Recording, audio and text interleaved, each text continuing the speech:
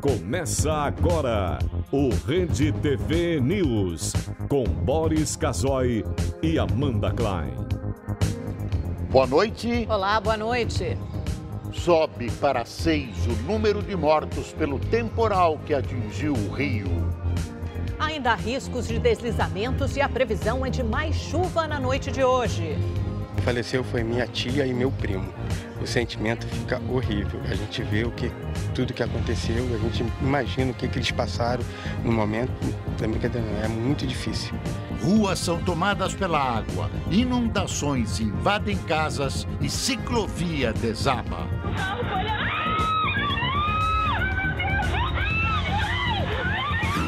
Jair Bolsonaro é diagnosticado com pneumonia. O presidente continua internado na unidade semi-intensiva do Hospital Albert Einstein.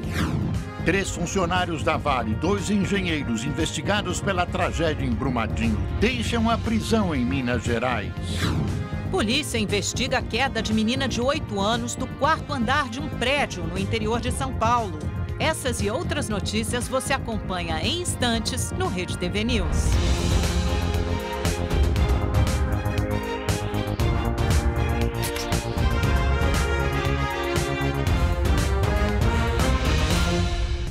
O presidente Jair Bolsonaro está com pneumonia. A informação foi confirmada pelo porta-voz da presidência. A repórter Stella Freitas está em frente ao Hospital Albert Einstein, em São Paulo. Stella, como é que os médicos estão tratando esse problema novo que aparece agora para o presidente Bolsonaro? Boa noite, Boris. Boa noite a todos. Uma situação delicada ainda. Os médicos tratam com muito cuidado. De acordo com o boletim divulgado hoje à tarde, o presidente Jair Bolsonaro apresentou ontem um caso isolado de febre de 38 graus ontem à noite. Passou por tomografia de tórax e abdômen, que apresentou uma evolução do quadro intestinal, mas apresentou também imagem compatível com pneumonia. Hoje à tarde, o porta-voz do governo, o general Rego Barros, confirmou a pneumonia e concluiu ser do tipo bacteriana, excluindo do tipo viral, segundo os médicos. Ele disse ainda que alguns medicamentos foram incluídos no tratamento do presidente, mas não deu mais detalhes sobre isso. Segundo o general, o presidente tem tido dificuldades para dormir, mas não está com dores. Ele usa sonda no nariz, dreno no abdômen e a alimentação dele ainda é limitada. Ele ingere somente líquidos via oral, junto à nutrição parenteral. A alimentação pastosa ainda não tem previsão, depende muito da melhora do presidente. Ele que o presidente caminhou 2 vezes hoje pela manhã nos corredores do hospital, caminhou outra vez à tarde. Ele também faz alguns exercícios para respiração e, por orientação médica, ele segue com visitas restritas a familiares e pessoas próximas à presidência. De acordo com esse boletim, por causa do quadro de saúde dele novo, ele deve permanecer mais 7 dias internado aqui no hospital. Stella Freitas, ao vivo de São Paulo, para o Rede TV News. Obrigada, Stella. Em busca de apoio para o pacote de leis anticrime, o ministro da Justiça e Segurança Pública, Sérgio Moro, participou de um almoço com representantes do Instituto dos Advogados de São Paulo. O encontro aconteceu em um hotel na capital paulista. Moro fez um resumo das propostas. O ministro quer endurecer a legislação contra a corrupção, crime organizado e contra crimes violentos. O Instituto dos Advogados de São Paulo deve propor mudanças no projeto. E em todo momento nós estamos abertos ao diálogo. A advocacia tem um grande papel, tem um importante papel. É um segmento que tem conhecimento especializado sobre a matéria. Não só o conhecimento teórico, mas são profissionais que vivem ali o dia a dia. Então, as sugestões e críticas dele, evidentemente, serão levadas em consideração. Ontem, o presidente reeleito da Câmara dos Deputados, Rodrigo Maia, afirmou que a articulação para a votação da reforma da Previdência é prioritária em relação ao pacote anticrime.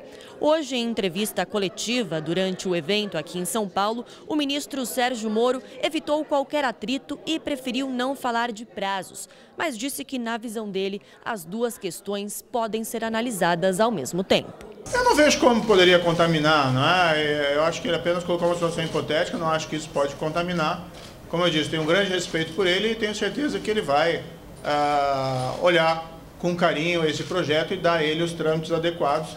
A proposta, já publicada no site do Ministério, deve ser enviada ao Congresso Nacional nos próximos dias. As medidas vão precisar passar por comissões do Congresso e serem aprovadas pelo plenário da Câmara e do Senado antes de irem para a sanção do presidente Jair Bolsonaro.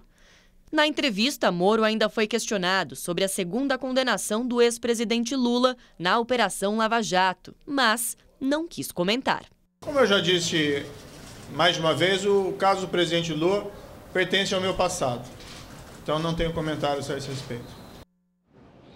O plano anticrime do juiz Moro, agora ministro Moro, é praticamente o que a população brasileira deseja. Não resolve toda a questão da segurança, mas encaminha muito bem alguns pontos do problema. Moro está ouvindo, você percebeu, diversos setores e já incluiu, por exemplo, sugestões de governadores de estado. O trabalho ainda deverá passar, obviamente, pelo Congresso e Moro vai encontrar, não só no Congresso, mas vai encontrar barreiras enormes, especialmente entre os advogados criminalistas que hoje faturam fortunas, alvos da Lava Jato, da oposição e de grupos que tradicionalmente se dedicam à piedosa tarefa de passar a mão na cabeça de bandidos. O governo estuda a possibilidade de um novo modelo de sistema trabalhista que seria implantado com uma carteira de trabalho diferente, batizada de verde e amarela.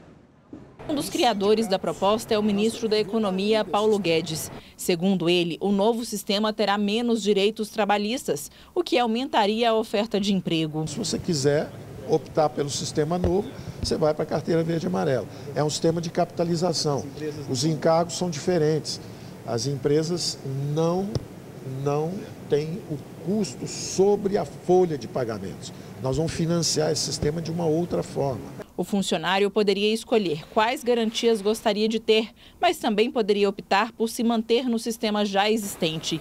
Quem entrasse no novo regime teria inclusive uma carteira de trabalho diferenciada. Aí é que vem essa carteira verde e amarela, uma carteira, um programa de um regime previdenciário diferente, onde a empregabilidade seja enorme, onde o índice de emprego para os jovens seja quase 100%. Eles consigam rapidamente, e aí é o que o presidente tem dito. Talvez a gente esteja indo em direção a uma escolha, a dois sistemas. Você pode escolher um sistema que tem muitos direitos e não tem emprego, e um outro sistema onde você tem muitos empregos e esses direitos são os que você escolher ter. Segundo o ministro, o governo não acabará com os direitos trabalhistas. Ele disse também que ainda é cedo para dizer se será o fim de benefícios como 13º e férias. Mas a prioridade do governo continua sendo a reforma da Previdência. A proposta de mudança na lei trabalhista só será apresentada depois que as alterações na Previdência tiverem sido apresentadas e votadas. Até porque o novo regime trabalhista será feito para se encaixar num novo sistema previdenciário, que inclui um regime de capitalização, ou seja, onde os trabalhadores farão uma poupança para pagar a própria aposentadoria. O sistema de capitalização vai acelerar o crescimento econômico, vai acumular capital, vai democratizar a acumulação de poupança brasileira, vai aumentar a produtividade e os salários do trabalhador. Guedes prepara uma verdadeira revolução na previdência e nas relações de trabalho, setores em que o país sofre décadas de atraso. É a adaptação dessas leis à modernidade, inclusive porque no caso da Previdência, o sistema faliu e ameaça levar o país junto para o buraco.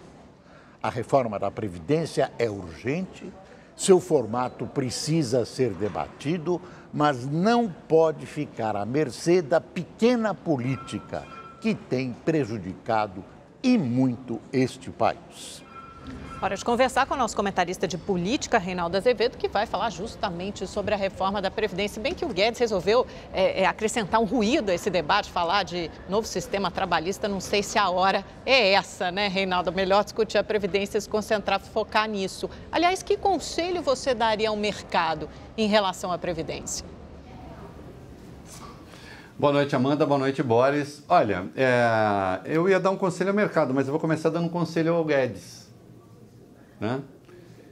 Que diabos faz essa conversa agora, neste momento, de carteira verde e amarela e de vir com aquele troço de menos direitos e mais trabalho, sugerindo que este é um norte a ser alcançado porque assim se faria no resto do mundo?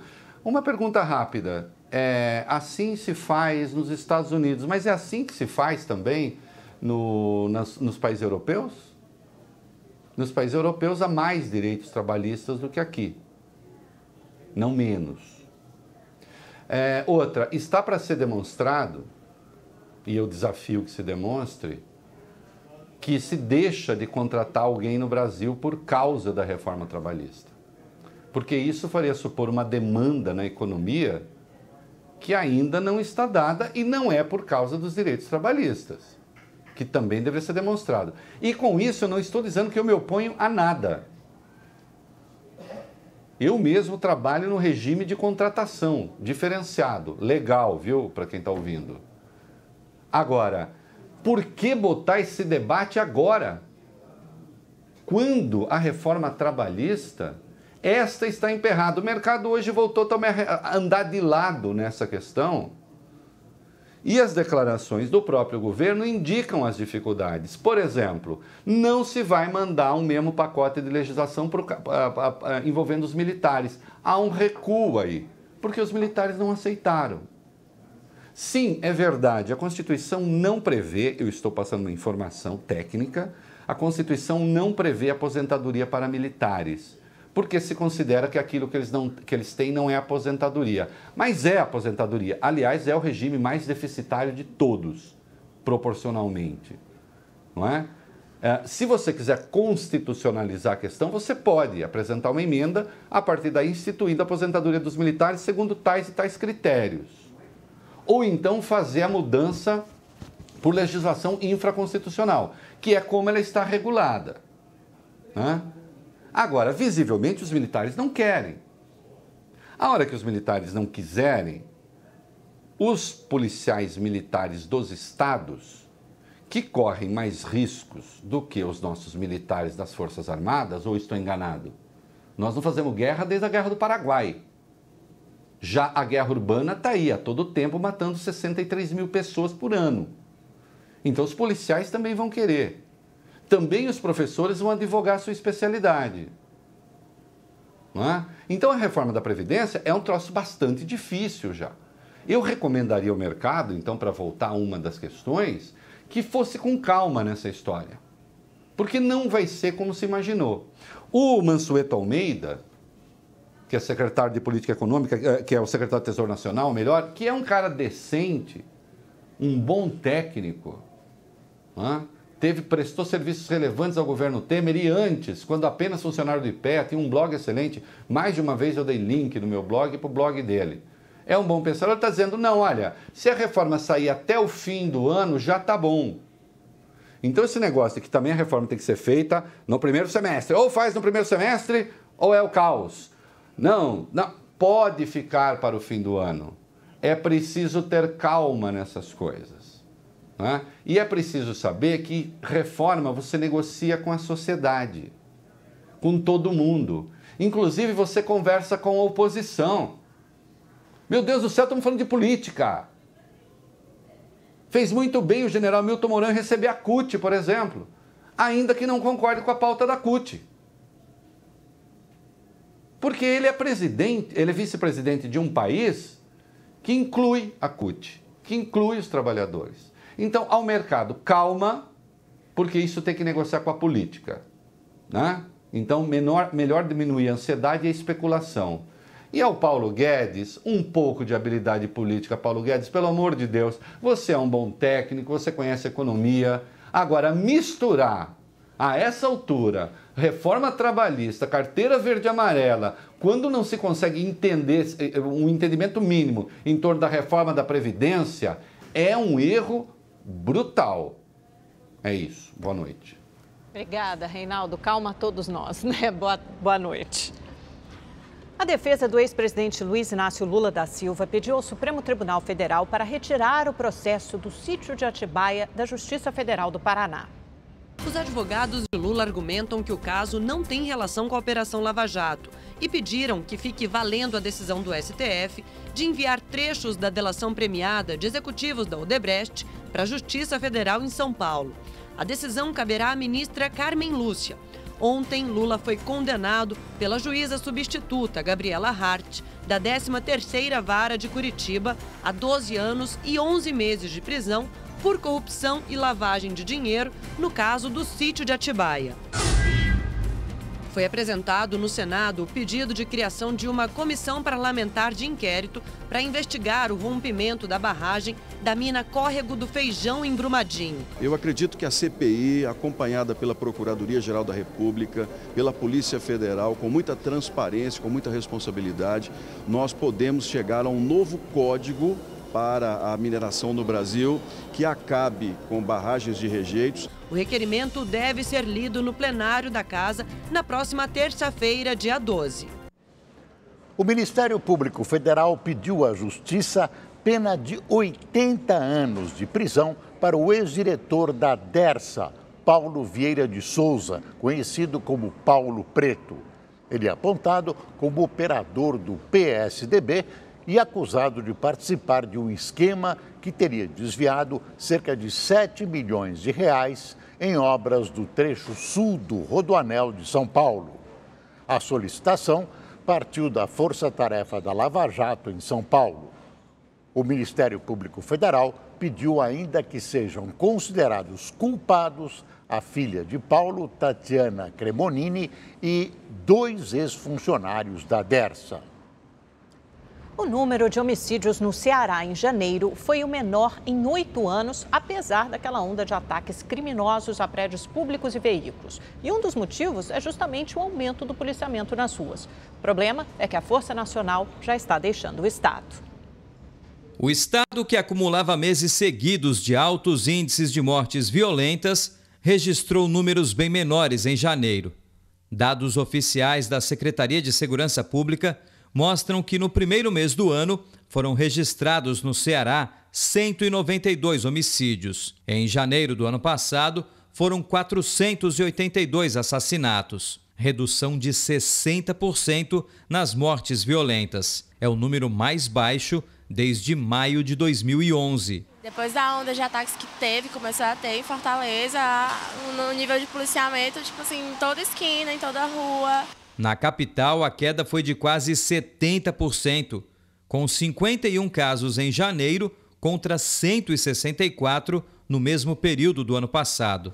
Tenho visto muito mais viaturas, muito mais policiamento. A queda no número de homicídios estaria relacionada ao grande número de policiais nas ruas em janeiro.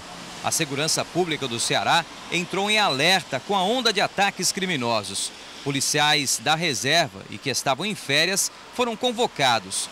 Tropas federais e de outros estados também foram chamadas para reforçar o policiamento em todas as regiões. Cerca de 500 pessoas foram presas. Dá uma certa segurança, mas dá medo também. Ainda dá receio de você sair por conta da violência. Para este especialista em segurança, além do reforço no policiamento ostensivo, uma trégua entre as facções criminosas pode ter ajudado na queda da violência. O Estado tem que tomar esse dado, comemorar esse dado, mas não dormir nos louros da pretensa vitória. Tem que analisar se também não tem esse componente. Porque se tiver esse componente, o Estado tem que agora se preparar para quando nós entrarmos no nível de normalidade do ponto de vista desses ataques da criminalidade, que eles não voltem a se matar entre si e aumentar o número de homicídios. Um empresário paulista de 27 anos denunciou policiais militares após sofrer uma agressão dentro de um apartamento em Jurerê Internacional, Florianópolis. O caso aconteceu na última sexta-feira e foi gravado. Nas imagens, um dos policiais bate várias vezes no homem com um cacetete. Em outro momento, a vítima está no chão e o PM está armado. Segundo o empresário, ele chegou com um amigo e o som do carro estava alto. Mas logo que entraram no apartamento que alugaram, fizeram silêncio. Mesmo assim, os policiais entraram jogando spray de pimenta e batendo nos dois. A corregedoria investiga o caso.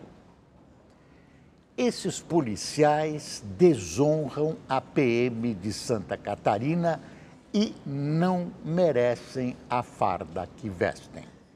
Isso é uma vergonha. Um homem foi preso e confessou ter estuprado uma jovem de 19 anos em Poá, na região metropolitana de São Paulo. As imagens de uma câmera de segurança mostram quando a moça atravessa a rua. Logo depois, ela entra em uma estradinha de terra e é seguida por um homem.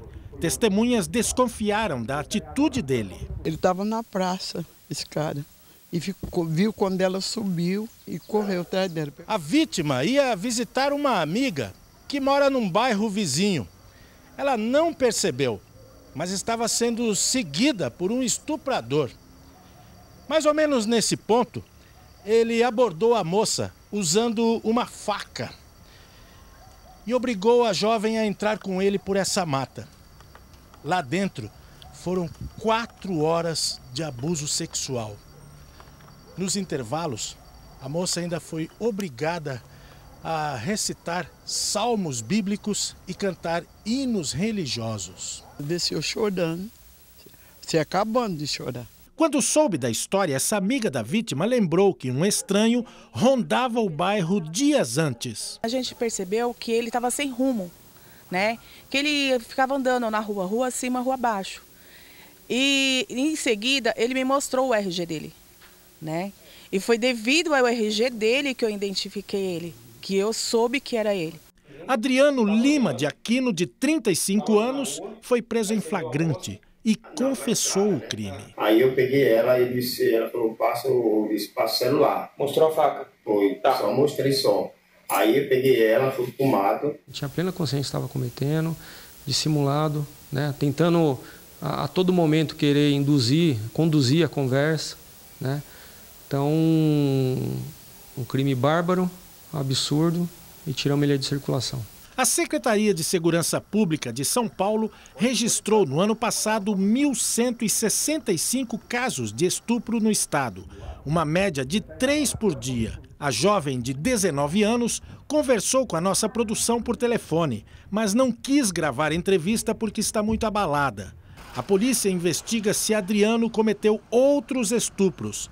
Ele pode pegar uma pena ainda mais longa. Roubo, estupro e ainda não está descartado de responder por tortura.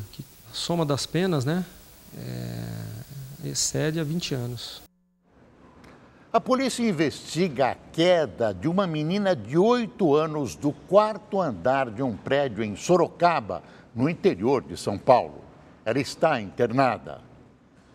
A câmera de segurança do elevador registra o momento em que Eduardo José Silva e Rebeca de Jesus Silva, pai e madrasta da menina, saem juntos por volta das 4 horas da manhã de hoje. Maria Elisa Silva, de 8 anos, caiu em seguida. Cerca de 40 minutos depois, a mulher volta sozinha e entra em um outro elevador já desesperada. Antes de subir, ela viu o que tinha acontecido com a menina. Foi o porteiro quem chamou a polícia e o corpo de bombeiros. Que ligou para mim, dizendo que tinha meu menino caído, né? Eu acionei o síndico de imediato foi lá, viu a menina e acompanhou todo o processo. Até a chegada do corpo de bombeiro, da polícia, toda a equipe, né? A garota despencou de uma altura aproximada de 15 metros. Teve fraturas pelo corpo e traumatismo craniano. Pela manhã, a madrasta prestou depoimento nesta delegacia. A madrasta contou à polícia que foi levar o marido ao trabalho. Ela disse também que havia uma tesoura em cima do sofá da sala. Para ela, a enteada teria cortado a rede de proteção e caído. Os investigadores passaram o dia no local tentando descobrir a causa da queda da menina. A menina segue internada sem previsão de alta. Os funcionários da Vale e engenheiros que foram presos após o rompimento da barragem em Brumadinho deixaram o presídio de Minas Gerais hoje à tarde. Vamos ao vivo a Belo Horizonte conversar com o repórter Rodrigo Cabral, que acompanha isso tudo. Boa noite, Cabral. E aí, os engenheiros falaram alguma coisa? Os funcionários da Vale deram alguma declaração? Boa noite, Amanda. Boa noite a todos. Nenhuma declaração. Os 3 funcionários da Vale e os 2 engenheiros da empresa Tuvisud Brasil, que presta serviços para a mineradora, deixaram a penitenciária Nelson Hungria em Contagem, na Grande BH, com os rostos cobertos por peças de roupa e rapidamente entraram nos carros que esperavam por eles. Os 5 estavam presos desde o dia 29 de janeiro e na última terça-feira tiveram pedido de habeas corpus concedido pelo Superior Tribunal de Justiça em Brasília. De acordo com as investigações, eles teriam atestado a segurança da barragem que se rompeu. Hoje o mau tempo voltou a prejudicar o trabalho dos bombeiros em Brumadinho. Pela manhã, as buscas com helicópteros tiveram que ser suspensas. Há pouco foi divulgado que o número de mortos na tragédia subiu para 157.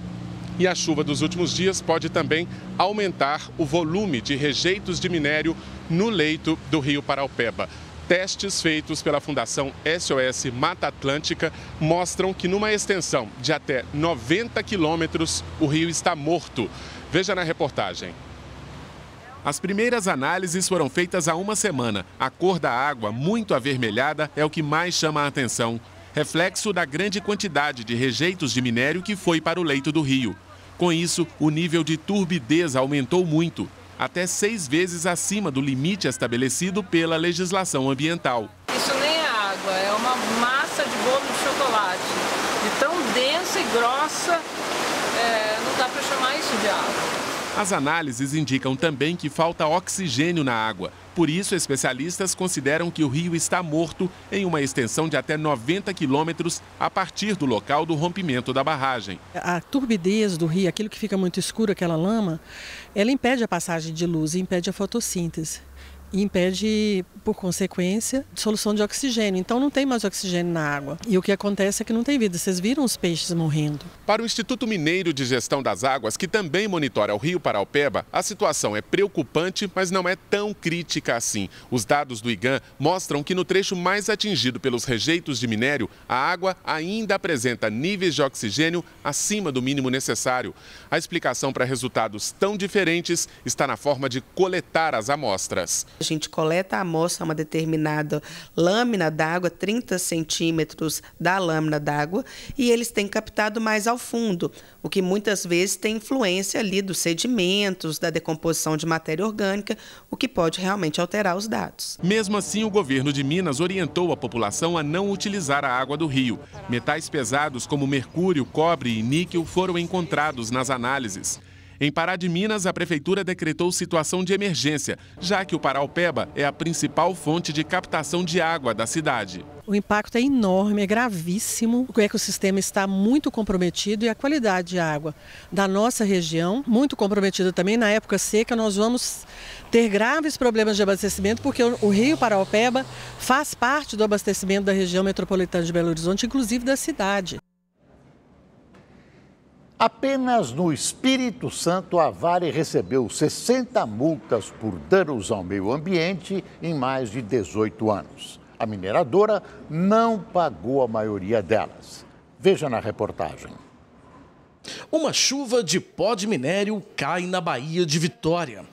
As imagens foram gravadas por uma equipe da Polícia Federal em 2015, no momento em que o minério era transportado por esteiras para navios. Meses depois, em 2016, uma decisão da Justiça chegou a determinar a interdição por alguns dias das atividades do complexo portuário de Tubarão, administrado pela Vale. 4 anos depois, a situação não mudou praticamente nada. O pó de minério que vimos caindo no mar continua nas areias da praia de Camburi e é levado pelo vento para as casas de milhares de pessoas. Segundo o Instituto Estadual de Meio Ambiente, são mais de 15 toneladas de material particulado espalhados na Grande Vitória por dia, cerca de 630 quilos por hora. Cileia Aparecida é pneumologista e uma das vítimas do pó preto. Segundo a médica, a emissão é tão grande que os danos ao organismo são comparáveis ao do cigarro no pulmão. O pulmão, ele é o nosso tanque de gasolina, né? Se você tem um tanque cheio, o seu carro anda. Se você tem um tanque vazio, ele não vai funcionar bem. Isso favorece, então, a oclusão das coronárias. E muitas das vezes o primeiro sinal é um infarto, ou às vezes um pico hipertensivo, ou quem sabe até um AVC. Mas o pó preto não está somente nas casas, nos apartamentos de quem mora aqui em Vitória, na capital do Espírito Santo. O meio ambiente, a praia, essa que é uma das mais importantes do estado, também está cheia de pó de minério. O motivo é que a companhia Vale do Rio Doce fica bem ao lado da praia. Motivo pelo qual a empresa já recebeu mais de 18 multas, totalizando quase 45 milhões de reais. 2 milhões já foram pagos em juízo. Mesmo assim, pouco mais de 42 milhões se transformaram em dívida ativa aqui na cidade. Segundo a Prefeitura de Vitória, a Vale tem até o dia 28 deste mês para pagar as multas. O recado é muito claro. O período de dizer que gera imposto e por isso polui, acabou. Agora tem que gerar imposto, gerar desenvolvimento sem poluir. Além da Prefeitura de Vitória, o Instituto Estadual de Meio Ambiente e Recursos Hídricos aplicou outras 42 multas à Vale. A empresa deve quase 20 milhões de reais em multas ao Estado. Em nota, a Vale afirma que tem investido em controle ambiental, que já iniciou a implantação de um plano para a redução de emissões.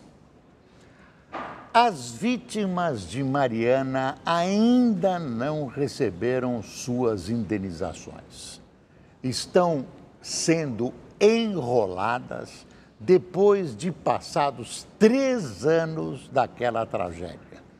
E Brumadinho, a mineradora, tinha conhecimento do perigo de queda da barragem. Foi avisada. Está cada vez mais claro que as mineradoras brasileiras precisam ser investigadas a fundo, inclusive com seus tentáculos no poder. Estamos precisando de uma lava-jato das mineradoras. Agora vamos às notícias internacionais. Um grupo criado pela União Europeia para buscar uma solução para a crise da Venezuela se reuniu hoje pela primeira vez e decidiu enviar uma missão diplomática ao país. A cúpula realizada no Uruguai reuniu representantes de países europeus e latino-americanos. O grupo vai enviar a missão diplomática para apoiar a realização de novas eleições e garantir a entrega de ajuda humanitária. Desde ontem, uma ponte que liga Colômbia e Venezuela está bloqueada. Para Maduro, o envio da ajuda é o primeiro passo para uma invasão americana. Subiu para 10 o número de mortos no desabamento de um prédio em Istambul, na Turquia. Até agora, 13 pessoas foram resgatadas com vida debaixo dos escombros. Entre as vítimas está uma garota de 5 anos, encontrada 18 horas após o desabamento. 43 pessoas estavam registradas como moradores do edifício. 3 dos 8 andares do prédio foram construídos ilegalmente. A causa da tragédia ainda é investigada. O aeroporto de Ciampino, em Roma, ficou fechado durante 3 horas após a descoberta de bombas da Segunda Guerra Mundial. Os 3 explosivos, encontrados durante obras de manutenção, estavam enterrados na área em que os aviões ficam estacionados. Voos foram adiados ou direcionados para outro aeroporto. Os olhos do mundo se voltam para a Venezuela e há quem, veja só, admita até uma ação militar contra a ditadura de Maduro. Hoje, o ex-presidente do Uruguai, José Mujica, disse que apoia uma negociação para tentar contornar a crise na Venezuela. Mujica disse o seguinte: se o senso comum for perdido, estamos provavelmente diante de uma intervenção militar dos Estados Unidos. Câmeras de segurança de um trem nos Estados Unidos flagraram momentos de desespero de um pai. Ele saiu para fumar e deixou o filho sozinho. As imagens mostram um homem de moletom verde carregando um bebê ao entrar no trem da cidade de Cleveland. Ele ajeita o cesto com a criança no banco e sai para fumar um cigarro. Pouco depois, ouve-se o aviso de saída do trem.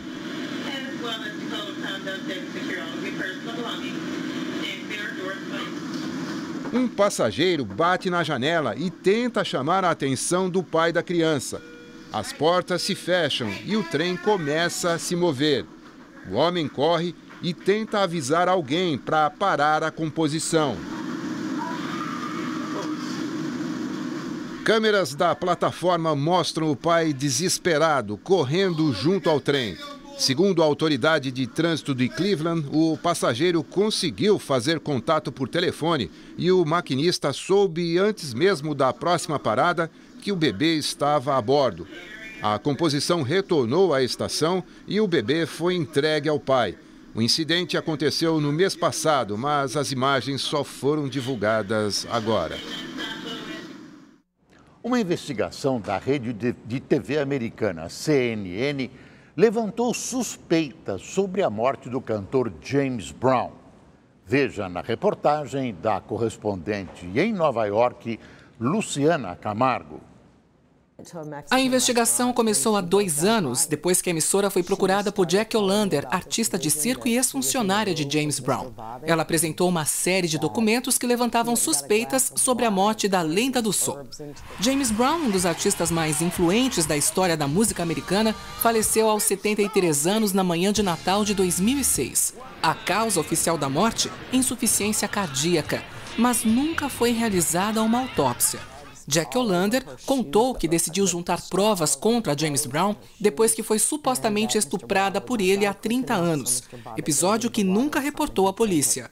A partir dessas evidências, os jornalistas da CNN entrevistaram cerca de 140 pessoas, analisaram milhares de páginas de registros policiais e judiciais, testes forenses e mensagens de texto. O médico que atestou o óbito do cantor também foi ouvido. Marvin Crawford contou que sempre teve dúvidas da morte natural por causa da rápida deterioração do corpo de Brown. O médico disse que chegou a recomendar autópsia, mas ela foi negada por Yama, uma das filhas do cantor. Ele suspeita de overdose acidental ou provocada por terceiros. Overdose acidental de analgésicos é a causa da morte da terceira esposa do artista, que também está sob suspeita. Com tudo isso, segundo a CNN, existe a possibilidade de abertura de um inquérito, já que, além da emissora, pelo menos 11 pessoas pediram uma nova investigação policial. Luciana Camargo, de Nova York, para o Rede TV News. Agora o esporte. Libertadores, Sul-Americana e Copa do Brasil. Muitas equipes estrearam nas competições e hoje é a vez do Corinthians. A missão de hoje no Corinthians é pela Copa do Brasil. O time de Carille enfrenta o Ferroviário do Ceará, que no ano passado fez uma campanha histórica. Deixou a competição na 4ª fase ao ser eliminado pelo Atlético Mineiro. Mas quem pretende recomeçar sua história no timão é o atacante do Amor. Wagner Love está praticamente confirmado no time titular e pode reestrear na equipe. Estou empolgado, querendo muito poder estrear. Quem garantiu classificação na Copa do Brasil foi o Santos, que começou perdendo do Altos do Piauí nessa vacilada de Carlos Sanches. Depois a porteira ficou escancarada. Goleada santista por 7-1. Sanches se redimiu com 2 golaços. Autoridades britânicas ainda não confirmaram se o corpo encontrado junto com os destroços de um avião no Canal da Mancha é do jogador argentino Emiliano Sala. A identificação será feita na Inglaterra. O corpo, que estava a mais de 67 metros de profundidade, foi resgatado com sucesso. Já a operação de busca foi encerrada devido às previsões meteorológicas. No dia 21 de janeiro, Emiliano Sala ia da França para a Grã-Bretanha apenas com um piloto. A aeronave, um monomotor, desapareceu dos radares quando sobrevoava o Canal da Mancha. Ele iria se apresentar ao Cardiff, onde jogaria nesta temporada. O Nantes, antigo clube do atleta, agora cobra o valor acertado por ele, cerca de 71 milhões de reais. O Corinthians está preocupado com a defesa. Depois de acertar com o uruguaio Bruno Mendes, o time contratou o Lucão. Os dois são zagueiros. Lucão teve uma passagem apagada pelo São Paulo e, como o contrato dele acabaria no dia 3 de junho deste ano, os clubes acertaram a transação sem envolver dinheiro. O Timão fica com 60% dos direitos econômicos, enquanto o Tricolor mantém 40%. O Santos acertou a contratação do meia Cueva. O peruano, que estava no Krasnodar da Rússia, assinou um contrato de empréstimo até o dia 30 de janeiro de 2020. A partir dessa data, o vínculo será definitivo com o Peixe até o fim de 2022.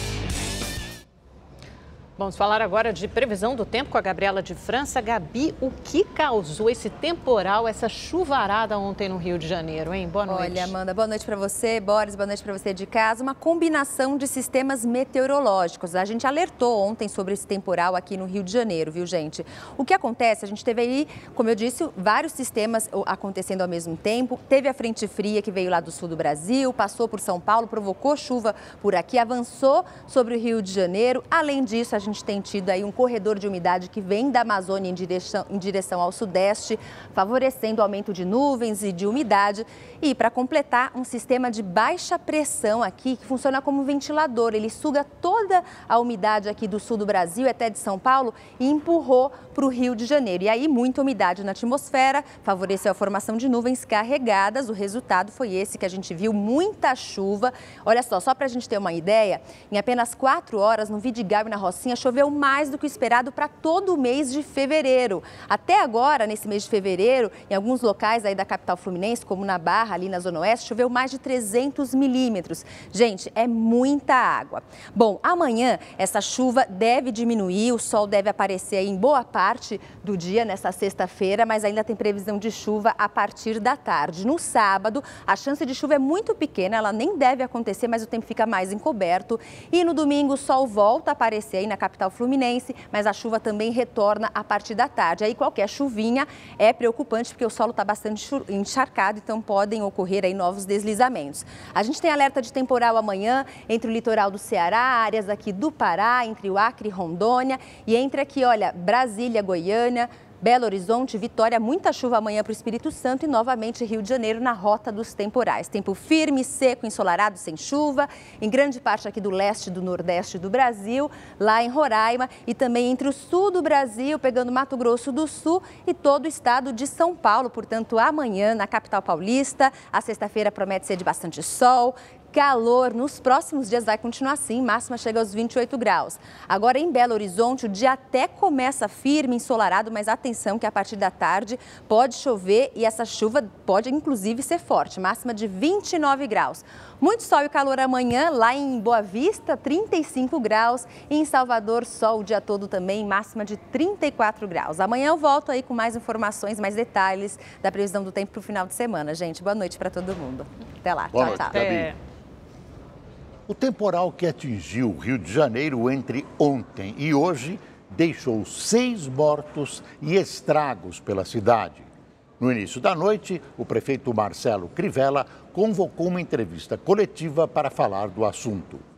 Ao vivo, o repórter Tony Vendramini tem as informações. Boa noite, Tony.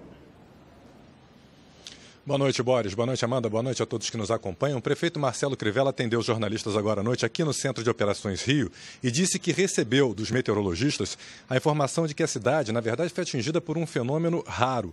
Foram 2 tempestades simultâneas. Crivella também falou sobre os gastos da prefeitura com prevenção de enchentes e queda de encostas. Isso porque um levantamento feito pelo portal UOL, com base nas informações do Portal da Transparência e também da Lei Orçamentária Anual de 2017 e 2018, aponta que a gestão de Crivella gastou apenas 22% do orçamento previsto na prevenção de enchentes e deslizamentos. O orçamento previa um gasto de 731 milhões de reais e a prefeitura gastou 166 milhões. Crivella admitiu que gastou menos do que o previsto, mas afirmou que fez outras obras de prevenção e contenção de encostas que não entraram nessa conta. O prefeito também disse que é preciso levar em consideração que Rio perdeu 4 bilhões de reais em arrecadação e pagou nesses últimos 2 anos mais de 2,5 bilhões em empréstimos. Crivella decretou luto de 3 dias na cidade por causa das 6 mortes em decorrência da chuva e em Guaratiba, na zona oeste do Rio, mãe e filho morreram juntos após a casa desabar. Veja na reportagem. No local, muita lama e entulho. Sobrou pouca coisa de pé. Está todo mundo isolado, a família está toda isolada. Porque o que a gente perdemos aqui não foi bens materiais, que isso aí a gente consegue com o tempo. O negócio foi as vidas que nós perdemos, que foram 2. Para a gente não tem preço. Pedras e lama desceram pela encosta na noite de ontem por causa da chuva forte. Parte do imóvel não aguentou e cedeu, soterrando os 4 membros da família que vivia no local. Eu escutava um barulho muito forte, eram as pedras rolando. Aí saímos para fora e viemos aqui na chuva, ver uma chuva torrencial. Quando chegamos aqui não dava para ver nada, só vimos a cachoeira saindo de dentro da casa dele. O Ari, que mora a poucos metros, ajudou a socorrer o irmão e o sobrinho com vida. Ele conseguiu escapar porque correu logo que percebeu pequenos pedaços de telha caindo. Só cheguei aqui e encontrei meu irmão em dificuldade, já sobreviterrado aqui embaixo. Começamos a socorrer meu irmão, aí nisso chegou mais dois amigos, que 2 almas boas, e socorremos ele e aguardamos o procedimento chamando um bombeiro. A cunhada do Ari, Isabel Martins da Paz, de 56 anos, e o outro sobrinho, Mauro Ribeiro da Paz, de 32, não tiveram a mesma sorte e morreram soterrados. Outras 5 casas da região foram interditadas pela Defesa Civil, pois correm risco de desabar. Na Zona Sul, o ponto mais atingido foi a Avenida Niemeyer, que liga o Leblon a São Conrado. Houve desmoronamento de pedras e árvores no Morro do Vidigal, que fica na encosta da pista. Uma mulher ainda não identificada morreu atingida por um muro que desabou. Na Rocinha, Adriana dos Santos foi soterrada e socorrida para um hospital, mas sofreu uma parada cardíaca e não resistiu. Sim, eu olhava da minha janela e eu via o córrego invadindo as casas assim por baixo, e as pessoas gritando socorro sem conseguir fazer nada, porque a corrente ia levando as pessoas e elas não conseguiam sair do meio. A gente observa o caminho que a enxurrada fez pela encosta. A água da chuva desceu com tanta força que até arrancou algumas árvores pela raiz, e essas árvores atingiram um ônibus que passava pela Avenida Niemeyer no sentido Barra da Tijuca na hora da chuva. Agora são 9h30 da manhã, esse ônibus continua no local com um corpo dentro que ainda não foi resgatado. No início da tarde, o Corpo de Bombeiros retirou 2 corpos encontrados dentro do ônibus, que só foi retirado do local por volta das 4 horas. O motorista conseguiu escapar pela janela. Após decretar luto oficial de 3 dias, o prefeito Marcelo Crivella fez um apelo à população. Nós temos várias áreas de riscos na nossa cidade, O solo está encharcado, então pode sim haver um deslizamento, pode haver uma queda de árvore. Então eu peço a essas pessoas que não fiquem nessas áreas, que ocupem lugares seguros. O caos durou toda a madrugada. Ruas inundadas, casas alagadas. O temporal levou eletrodomésticos, carros e arrastou pessoas. Na favela da Rocinha, na Zona Sul, a força da água arrastou o que havia pela frente. Um homem foi levado pela correnteza. Segundo moradores da região, ele se salvou. A enchente também arrastou um carro da Polícia Militar. Este veículo quase entrou em uma loja e só parou no poste. Eletrodomésticos também foram levados pela enxurrada. A água invadiu imóveis, levando moradores ao desespero. O cenário era de destruição. Olha só, meu Deus. A cama veio parar na sala, abriu um buraco na minha cozinha, ó. A água chegou a bater no peito dos moradores. E mesmo assim teve gente que enfrentou o alagamento. Gente, não sai, é perigoso vocês caírem. A chuva também invadiu bares e mercadinhos da comunidade. Gente, que nojo. Na Barra da Tijuca, na Zona Oeste, a água arrastou carros. No Leblon, na Zona Sul, um homem saiu de caiaque pelas ruas. A enchente levou até um caminhão de lanches. Olha a carreta, velho! Na Gávea, também na Zona Sul, os estragos foram assustadores. Parece represa de Brumadinho, olha isso. A força do temporal derrubou postes. Cara, eu nunca vi vento derrubar poste. Em São Conrado, na mesma região, a água invadiu essa academia e o saguão de um hotel de luxo. Nesta manhã, os hóspedes deixaram o local pela praia. Na Avenida Niemeyer, parte da ciclovia Tim Maia desabou. É a terceira vez que um trecho se parte. Este grupo só conseguiu voltar para casa hoje cedo. Dormimos no ônibus. O ônibus está parado lá ainda, tem 4 ônibus parados lá. A tempestade também assustou turistas. Tinha muito barulho, né? muito vento, então as coisas começaram a voar, tampas de tanque de água. Este homem teve o carro inundado. Eu estava chegando, encostei meu carro aí por volta das 6 horas da tarde e subi. Mas jamais eu imaginava que esse temporal ia atingir isso aqui, que isso nunca aconteceu. Durante a tempestade, o rio entrou em estado de crise, o mais grave no monitoramento da prefeitura. Em alguns pontos da cidade, choveu o dobro do esperado para o mês inteiro. Os ventos passaram de 110 km por hora. O governador do estado, Wilson Witzel, cobrou atitudes da prefeitura. Pude constatar de Guaratiba até o início da Niemeyer é que toda a encosta tem uma ocupação desordenada. Isso é fruto do abandono da organização urbanística das cidades, especialmente da cidade do Rio de Janeiro. Se fechou os olhos para a ocupação desordenada e o resultado, infelizmente, são essas tragédias que nós estamos assistindo. É preciso definitivamente ter um plano diretor da cidade para retirar as pessoas das áreas de alto risco e ter uma urbanização mais adequada. Então, o poder público municipal das cidades tem que fiscalizar e estar atento a essas áreas de risco. A Justiça de Cabo Verde soltou 3 velejadores brasileiros que estavam presos há 1 ano e meio no país. O trio, acusado de tráfico internacional de drogas, vai responder em liberdade. A polícia de Cabo Verde encontrou 1 tonelada de cocaína escondida no casco da embarcação dos brasileiros. Eles dizem que não sabiam da existência da droga. No mês passado, a Justiça do país já havia anulado o julgamento que condenou os velejadores a 10 anos de prisão.